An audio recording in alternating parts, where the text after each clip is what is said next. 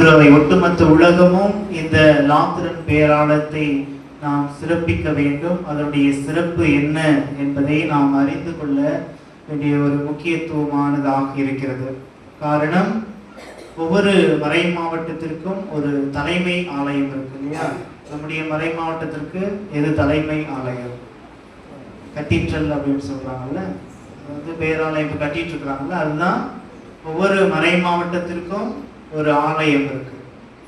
அது போலதான் உலகத்தில் இருக்கிற அனைத்து ஆலயங்களுக்கும் தலை சிறந்த பேர் ஆலயமாக இந்த லாத்திரன் பேராலயம் போற்றப்படுகிறது. அதாவது நம்ம எளிமையா புரிஞ்சுக்கணும் அப்படின்னா, கிறிஸ்தவர்களுக்காக முதலாக கட்டப்பட்ட முதல் ஆலயம் பேராலயம் எது அப்படின்னா இந்த லாத்திரன் பேராலயம். அதற்காக தான் தாய் திரு அவை இந்த ஆலயத்தை சிறப்பிக்க, இந்த ஆலயத்தினுடைய சிறப்பை ஒவ்வொருவரும் உணர்ந்து கொள்ள வேண்டும் என்று நமக்கு அழைப்பு விடுக்கிறது. ஆகவே பிரியமானவர்களே, கிறிஸ்துவம் என்பது எப்பொழுது ஒரு மதமாக மாறியது அப்படின்னு பார்க்கும்போது, ரோமையில தான் முதலாக கான்ஸ்டன்ட் என்ற ஒரு அரசர், பேரரசர், ரோமை நாட்டை சேர்ந்த கான்ஸ்டன்ட் என்கின்ற ஒரு பேரரசர், கிறிஸ்தவர்கள் என்ன செய்யப்பட்டாங்க, தொடக்க காலத்துல சித்திரவதை செய்யப்பட்டார்கள்.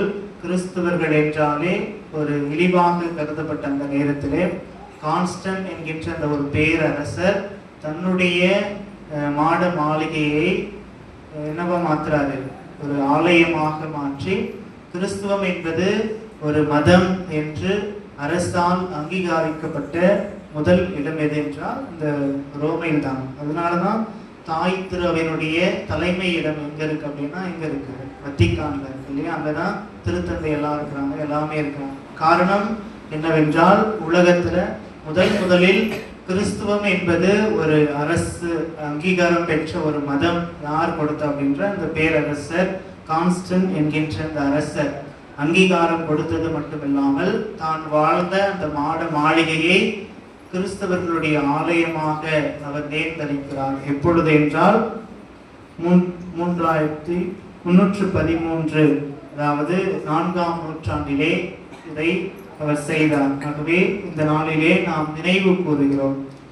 மேலும் லாத்திரன் பேராலயத்தினுடைய சிறப்பு என்ன அப்படின்னு பார்த்தோம்னா, இயேசு ராவினுவின் போது அவர் பயன்படுத்திய அந்த மேசை, இறுதி உணவின் போது அவர் பயன்படுத்திய அந்த மேசை அந்த பேராலயத்தில் இருக்கிறது.